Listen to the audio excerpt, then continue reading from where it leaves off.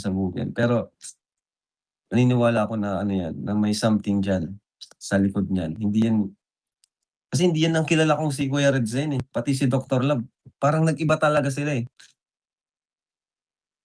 Hindi 'yan ang kilala kong Kuya Redzen at si Doctor Love. Kaya di ko rin alam kung ano, pero sa mga ginawa nila may ano talaga 'yan, may consequences 'yan. Hindi 'yan puwedeng ano na lang, palampasin na lang, ano.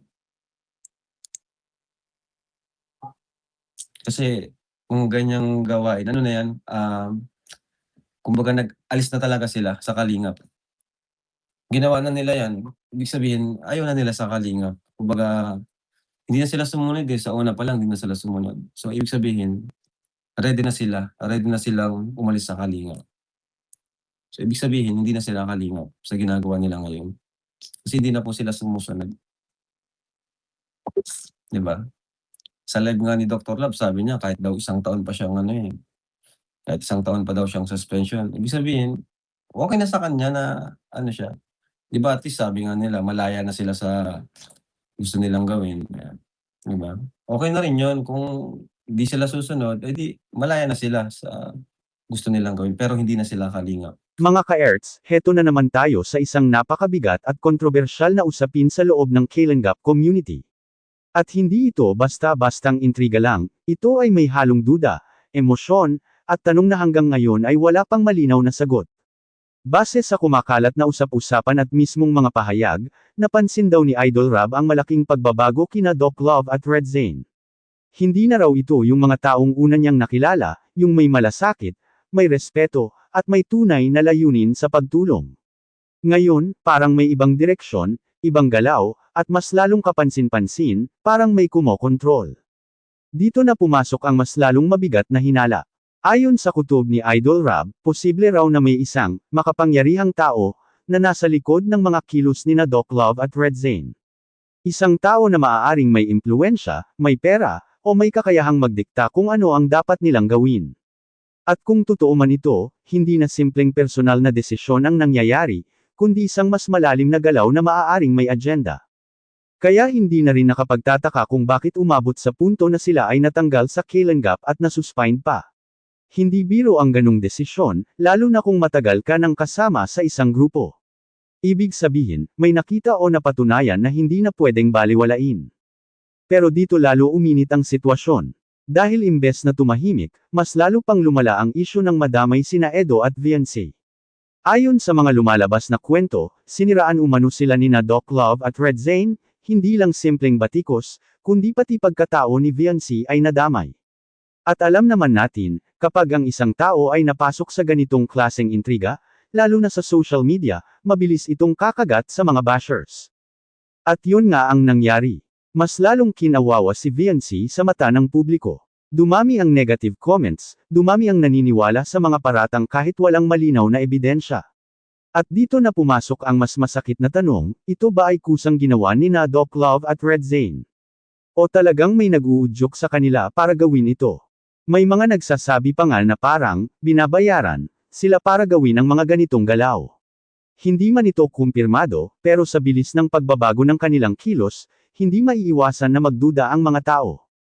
At kung totoo man ito, mas lalong lalalim ang usapin. Dahil hindi na lang ito simpleng alitan sa loob ng isang grupo, ito ay magiging kwento ng impluwensya, manipulasyon, at posibleng paninira na may mas malaking dahilan sa likod. Mga ka-Erts, sa susunod na segment, himayin pa natin, ano nga ba ang mga konkretong pagbabago na napansin kay Doc Love at Redzane? At bakit maraming netizens ang nagsasabing hindi na sila yung dati? Abangan nyo yan, dahil mas lalong iinit ang kwento. Mga ka-Erts, kung babalikan natin ang nakaraan, kilala sina Doc Love at Redzane bilang mga taong kalmado, maayos magsalita, at may malinaw na layunin, ang tumulong at maging bahagi ng positibong advokasya ng Kalingap. Hindi sila palaaway, hindi rin sila yung tipong papasok sa intriga.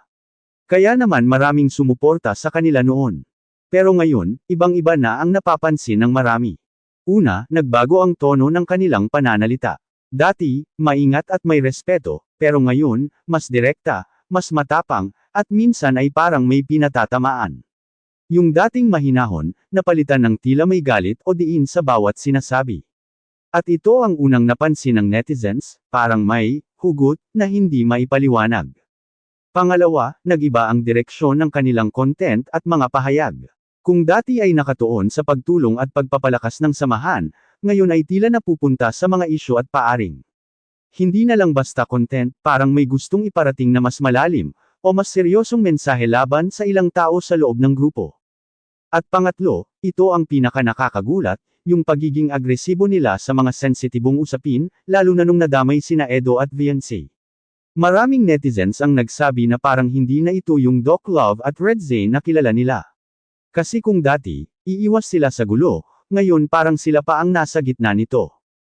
Kaya tuloy lumakas ang hinala ng publiko, na baka hindi na lang ito simpleng pagbabago ng ugali. May mga nagsasabi, parang may nag-uutos sa kanila. Yung iba naman, hindi sila kikilos ng ganito kung wala silang pinanggagalingan. At may mas matindi pang haka-haka, na baka may sumusuporta sa kanila sa likod, kaya nagkakaroon sila ng lakas ng loob na magsalita laban sa dati nilang kasama. Pero mga ka-erts, dito tayo dapat maging maingat. Hindi porket may pagbabago, ibig sabihin agad ay may kumokontrol na. Posible rin na may personal silang pinagdadaanan, o may hindi lang tayo alam na dahilan kung bakit sila nagkaganito. Pero hindi rin natin may kakaila, sobrang laki ng shift ng kanilang kilos, at hindi ito basta-basta. At dito na rin pumasok ang punto ni Idol Rob. Bilang taong matagal nang nakakakilala sa kanila, ramdam niya raw na may mali. Hindi lang simpleng tampuhan o hindi pagkakaintindihan, kundi parang may external factor na nakaapekto sa kanilang desisyon at galaw. Kaya nga umabot sa punto na kinailangan na silang tanggalin at i-suspend. Hindi dahil gusto lang, kundi dahil may kailangang protektahan, ang pangalan ng Kalinga, ang ibang miyembro, at lalo na ang mga taong nadadamay sa issue. Pero ang masakit, habang lumalala ang sitwasyon, mas lalo namang nasasaktan ang mga taong nadadamay, lalo na si Viancy. Dahil sa mga lumabas na paratang at paaring, siya ang naging sentro ng batikos ng mga bashers. Isang bagay na hindi naman niya deserve kung pagbabasehan ang mga kwento ng mga sumusuporta sa kanya. Kaya ngayon, tanong ng marami, hanggang saan aabot ang isyong ito? At sino talaga ang may pananagutan sa nangyayaring gulo? Sa susunod na segment, mas lalalim pa tayo, pag-uusapan natin, ano ang naging epekto nito kay Edo at Viancy. At bakit sinasabi ni Idol Rob na may consequences ang lahat ng ito? Abangan nyo, dahil dito napapasok ang pinaka-emosyonal na bahagi ng kwento. Mga ka-erts, dito na tayo sa pinakamasakit na bahagi ng isyong ito, ang epekto sa mga taong direktang nadamay, lalo na kina Edo at Viancy. Sa gitna ng mga paratang at paaring na kumalat, hindi lang pangalan ang tinamaan, pati reputasyon at pagkatao. At sa mundo ng social media, isang maliit na isyu lang, kapag pinalaki at pinaniwalaan ng marami, pwedeng magdulot ng matinding pressure sa isang tao. Ganito ang nangyari kay Viancy. Mula sa pagiging tahimik at focused sa sariling journey, bigla siyang napunta sa sentro ng bashers. May mga nagduda, may mga naniwala agad sa narinig, at may mga nagbigay ng masasakit na salita kahit hindi kumpleto ang kwento. At aminin man natin o hindi, mas mabilis kumalat ang negativity kaysa katotohanan. Si Edo naman, bilang taong malapit kay Viancy, hindi rin nakaligtas. Nadamay siya sa isyo, nadawit ang pangalan, at parang napilitan siyang manahimik para hindi na lalong lumaki ang gulo. Pero sa likod nun, ramdam ng supporters ang bigat na pinagdadaanan niya, yung tipong gusto mong ipagtanggol ang sarili mo at ang taong mahalaga sa'yo, pero pinipili mong umiwas para sa kapayapaan. Dito na pumasok ang sinabi ni Idol Rob, may consequences ang bawat aksyon. Hindi man diretsahang pinangalanan ang lahat ng detalye, malinaw ang mensahe, kapag may mga salitang binitawan o aksyong ginawa na nakakasira sa ibang tao, hindi ito basta nawawala. May epekto ito, sa emosyon, sa tiwala ng tao, at sa buong samahan. At kung pagbabasehan ng mga nangyari, tila yun ang kinatatakutan ni Idol Rob, na ang simpleng intriga ay mauwi sa mas malalim na sugat sa loob ng grupo. May mga supporters tuloy na nagtatanong, worth it ba ang lahat ng ito? Kung may pinaglaban man sila, bakit may nasaktan na ibang tao? At kung may nasa likod man ng lahat, bakit hinayaan na umabot sa ganito? Pero dito rin natin makikita ang isa pang side ng kwento. Sa kabila ng bashers, nananatiling matatag ang suporta kay Viancy at Edo. Mas lalong tumibay ang kanilang core supporters, yung mga hindi basta naniniwala sa intriga, kundi naghihintay ng katotohanan. At para sa kanila, malinaw, hindi sapat ang haka-haka para husgahan ang isang tao. Pero hindi pa rin may kakaila, na ang nangyaring ito ay nag-iwan ng marka. Isang marka na mahirap burahin, lalo na kung patuloy pa rin ang usap-usapan at walang malinaw na closure. Kaya ngayon, mas lalong yumiigting ang tanong. Ano nga ba talaga ang tunay na motibo sa likod ng mga nangyari? At kung totoo man na may makapangyarihang tao sa likod nito, ano ang gusto niyang mangyari? Mga ka-Erts, sa susunod na segment, haharapin natin ang pinakamisteryosong parte ng issue, ang sinasabing taong nasa likod. Sino siya? Totoo ba talaga ito, o haka-haka lang ng mga netizens? Dito na lalong iinit ang diskusyon, kaya huwag kayong aalis. Mga ka-Erts, ito na siguro ang pinakamisteryosong parte ng buong issue, ang usap-usapan tungkol sa sinasabing makapangyarihang tao na umano'y nasa likod nina Doc Love at Red Zane. Simula nang mabanggit ito, halos lahat nagtatanong. Totoo ba talaga yan? O baka naman haka-haka lang ng mga netizens? Kung iisipin natin, walang direktang ebidensya na lumabas na nagpapatunay na may isang taong kumokontrol sa kanila. Walang pangalan, walang mukha, puro hinala, kutob, at obserbasyon lang base sa biglaang pagbabago ng kanilang kilos. Pero bakit hindi ito mawala sa usapan? Dahil sa consistency ng mga napapansin ng tao. Biglaang pagbabago ng pananalita, pagiging agresibo sa mga issue. At tila walang takot na magsalita kahit alam na may magiging consequences. Para sa iba, hindi raw ito basta-basta ginagawa ng isang tao kung wala siyang pinaghuhugutan ng lakas, maaaring suporta, impluwensya, o kung anumang bagay na nagbibigay sa kanya ng confidence na ituloy ang ganitong galaw. At dito pumapasok ang teorya ng ilan. Na baka may taong may interes sa likod, posibleng may agenda, may gustong pabagsakin ang isang grupo, o may gustong baguhin ang direksyon ng Kailangap.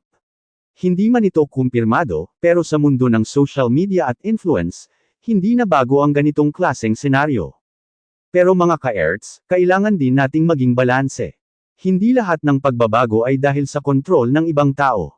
Posible rin na ito ay personal na desisyon ni Doc Love at Red Zane, mga desisyong bunga ng emosyon, hindi pagkakaintindihan, o sariling paniniwala.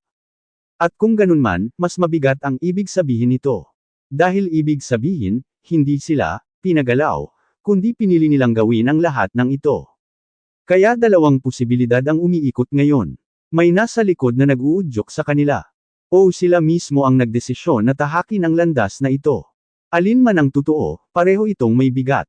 Dahil sa dulo, may mga taong nasaktan. May reputasyong nadungisan. At may samahang nabasag.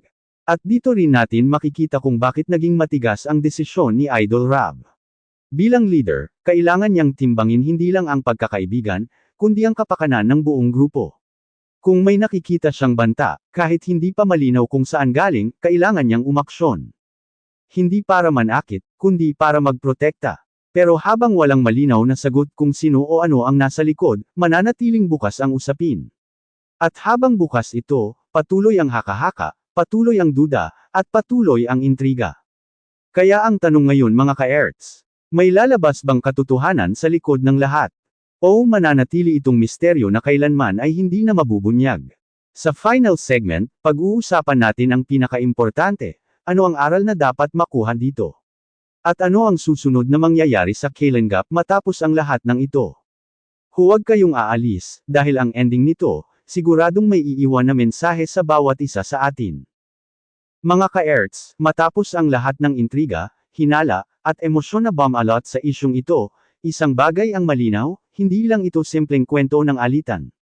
Isa itong paalala kung gaano kalakas ang epekto ng salita, aksyon, at impluwensya sa isang komunidad. Sa nangyari kina Doc Love at Red Zane, marami ang nagtatanong kung sino ba talaga ang dapat sisihin. Pero kung titingnan natin ng mas malalim, hindi lang ito tungkol sa kung sino ang tama o mali, kundi kung paano naapektuhan ang ibang tao, lalo na sina Edo at Viancy. Dahil sa mga nangyari, napatunayan natin na sa social media, isang paratang lang, kahit walang buong detalye, pwedeng magdulot ng malaking pinsala sa reputasyon ng isang tao. At ito yung pinaka-importanteng aral, mag-ingat sa paniniwala at pagpapakalat ng impormasyon. Kay Idol Rab naman, makikita natin ang hirap ng pagiging leader. Hindi sapat na mabait ka lang, kailangan marunong ka ring magdesisyon, kahit masakit. Ang pagtanggal at pagsuspend kina Doc Love at Red Zane ay hindi simpleng hakbang, kundi isang desisyon para protektahan ang mas nakararami. At kung may makapangyarihang tao, man o wala, isang bagay ang sigurado, ang bawat aksyon ay may katumbas na consequences. Hindi ito agad nawawala, pwede itong bumalik sa oras na hindi mo inaasahan. Pero sa gitna ng lahat ng ito, may isang positibong nangyari.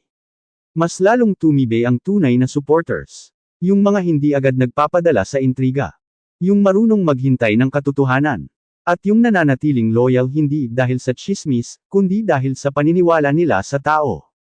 Para kina Edo at VNC, ito ang pinakamalaking laban, ang maibalik ang tiwala at mapatunayan na hindi sila yung pinapakita sa mga paratang. At para sa Kalen Gap, ito ang pagkakataon para muling ayusin ang sistema, linisin ang pangalan, at ipakita na mas matibay sila sa kahit anong issue. Ngayon, ang susunod na mangyayari ay nakasalalay sa tatlong bagay. Lalabas ba ang buong katotohanan? Magkakaroon ba ng paglilinaw mula sa magkabilang panig? O tuluyan na bang magsasara ang kabanatang ito ng walang closure? Mga ka-Erts, sa huli, nasa atin pa rin ang desisyon kung paano tayo magiging bahagi ng kwentong ito. Tayo ba ay magiging tagapagpalaganap ng intriga, o magiging boses ng katotohanan at respeto? Ito si Kuya Ers, nagpapaalala, hindi lahat ng nakikita at naririnig ay dapat agad paniwalaan. Maging mapanuri, maging patas, at higit sa lahat, maging tao sa kapwa. Hanggang sa susunod na mainit na usapan, ingat kayo lagi, mga ka-Erts.